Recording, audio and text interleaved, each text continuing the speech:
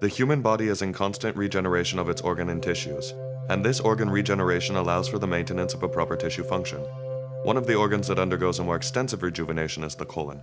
Within the colon, cells are organized in specialized epithelia called villi, which maximize the surface of interaction with the digested food to facilitate its absorption. Due to this intense activity, cells from the villi are frequently damaged and need to be renewed by cell division. The essence and initial step of cell division is DNA replication. DNA replication starts with the opening of the double helix by DNA helicases. This generates two single-stranded DNA molecules, which are then used as templates for the generation of the complementary strand. However, this process has an inherent risk. If the exposed single-stranded DNA is not duplicated rapidly and persists, it tends to anneal with distant genomic regions from the same or from another chromosome, and to initiate genomic rearrangements such as chromosome translocations.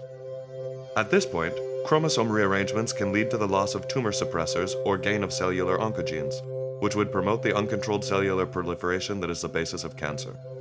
Therefore, something as simple as preventing the exposure of single-stranded DNA becomes essential for preventing cancer onset.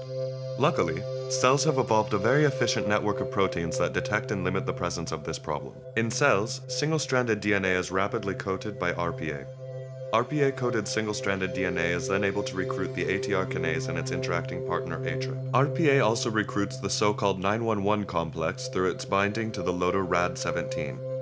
Finally, 911 is able to recruit a protein called TOP-BP1, which is a direct activator of the kinase activity of ATR. Activated ATR phosphorylates another kinase called CHK1, unleashing its activity.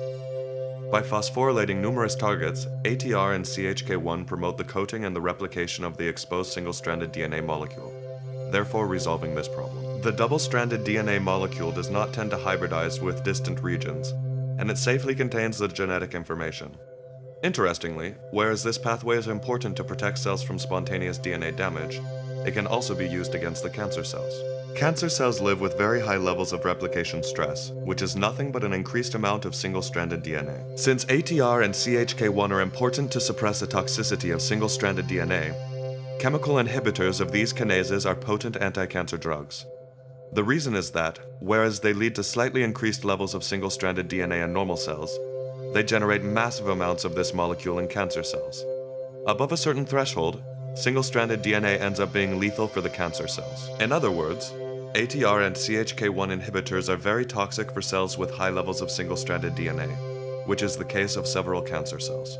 The key is now to identify those tumors with high endogenous levels of single-stranded DNA, since those would be the most sensitive to this chemotherapy. And this is precisely what our lab is focusing on now.